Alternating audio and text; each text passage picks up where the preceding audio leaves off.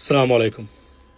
একটি ভয়াবহ এবং আনসিভিলাইজড আনপ্রেসিডেন্টেড ঘটনা বাংলাদেশ এবং ভারতের সীমান্তে। সেটা কি? সেটা হচ্ছে, আপনারা জানেন যে ভারত অনুপ্রবেশ ঠেকাতে বাংলাদেশের সীমান্তে ভারতের সাথে তাদের সেখানে ক্রোকোডাইলস এবং সাপ বা স্নেকস তারা ছেড়ে দিচ্ছে। কি জঘন্যতম ঘটনা! আপনি কল্পনা করতে পারেন? আমার প্রথম প্রশ্ন হলো যে ভারতে বাংলাদেশ ছেড়ে ভারতে কারা যায়? আমি তো জানি না। যে দেশের প্রতি 10 জনের ভিতরে 4 জন মানুষের সঠিক আপনার স্যানিটেশন ব্যবস্থা বা টয়লেটের ব্যবস্থা নাই, সেই দেশে কারা যায়? এবং যদি যায়ও দুইটা দেশের, এত সম্পর্ক থাকার পরেও এই যে সীমান্তে এগুলা কিন্তু শুধু অনুপ্রবেশকারী ঠেকানো না। এবং সত্য কথা বলতে গেলে অনুপ্রবেশকারী কতজন, কারা আসলে, এটা তো এখন পর্যন্ত বাংলাদেশ সরকার সঠিক তথ্য দিতে পারে নাই। মূলত আমি মনে করি এটা বাংলাদেশকে চাপে রাখা এবং আওয়ামী লীগকে পুনর্বাসন করার চাপ সৃষ্টি করা শুরু করেছে তারা বিএনপির উপরে। মনে রাখবেন, বিএনপি যতই তারা মনে করেন না কেন যে ভারত বন্ধু হয়ে থাকবে, আমি মনে করি তারা তাদের আওয়ামী লীগকে পুনর্বাসন করার এই যে তাদের যে প্রজেক্ট, এটার থেকে জীবনে কেমন পর্যন্ত তারা সরে যাবে না। এটা আমি বলে দিতে পারি আপনাকে। এটা থেকে মুক্তির একটাই উপায়, সঙ্গে তাদেরকে মোকাবেলা করা, যেভাবে ডক্টর ইউনূস করেছিলেন। ডক্টর ইউনূস থাকতে ভারতের মতো দেশকে একটা অস্থায়ী সরকার কিভাবে দৌড়ের উপরে রেখেছিল সেটা সারা পৃথিবীর মানুষ দেখেছে। আপনি এবং নেটওয়ার্কিং যে কতটা ইম্পর্টেন্ট অন্যান্য বিশ্বের সাথে ভারতকে ঠেকানোর জন্য, এটা কিন্তু আপনি ডক্টর ইউনূস গভর্নমেন্টের সময়, আমি বলছি না ডক্টর ইউনূস 100% সফল ছিলেন, অফকোর্স সফলতা পান নাই বিভিন্ন কারণে। এর মধ্যে একটা ছিল রাজনৈতিক চাপ, নির্বাচন দেওয়া, আর একটা ছিল অপদার্থ উপদেষ্টা নিয়োগ দেওয়া।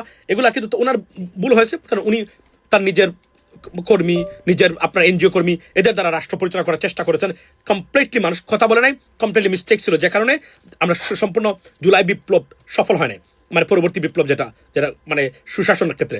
তারপর অনেকগুলো কাজ তারা করেছিলেন সরকার, এটাকে অনেকে তারা বাতিল করার চেষ্টা করেছেন। বাট এটুকু আমি বলি যে বিএনপি সরকারকে ভাবতে হবে, আপনাদেরকে কোনোদিন ভারত বন্ধু হিসেবে নেবে না। মনে রাখবেন, আপনারা বাংলাদেশ জাতীয়তাবাদী দল, এই দলের উত্থানটাই হচ্ছে অ্যান্টি ইন্ডিয়ান সেন্টিমেন্ট থেকে, হচ্ছে আমাদের জন্য এটা ব্লেসিংস।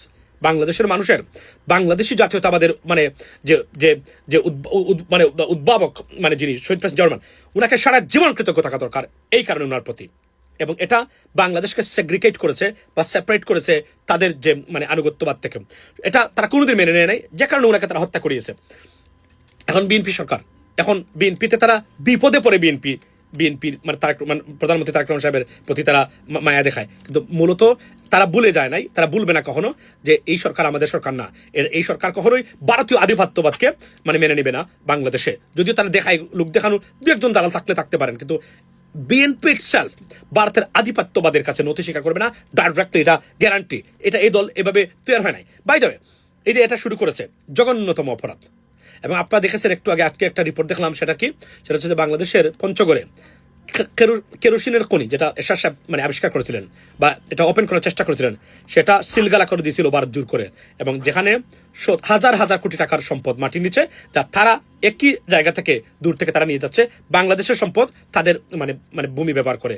এই হলো ভারতের অবস্থান বর্তমান। লেডিস এন্ড জেন্টলম্যান, আবারও বলছি, বারবার বলছি, একটু আগে আমার ইউটিউব চ্যানেলে লাইভে ডিটেইলসে বলেছি, ভারতের আগ্রাসন থেকে যদি দেশকে বাঁচানো না যায়, এদেশের ভবিষ্যৎ অস্তিত্বহীনতার মধ্যে পড়বে।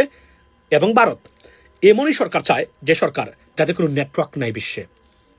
কারণ ডক্টর ইউনূসের সাথে তারা কেন পারে নাই? কারণ ডক্টর ইউনূস যে কোন সময় জাতিসংঘের মহাসচিবকে হোয়াটসঅ্যাপে টেক্সট করতে পারেন।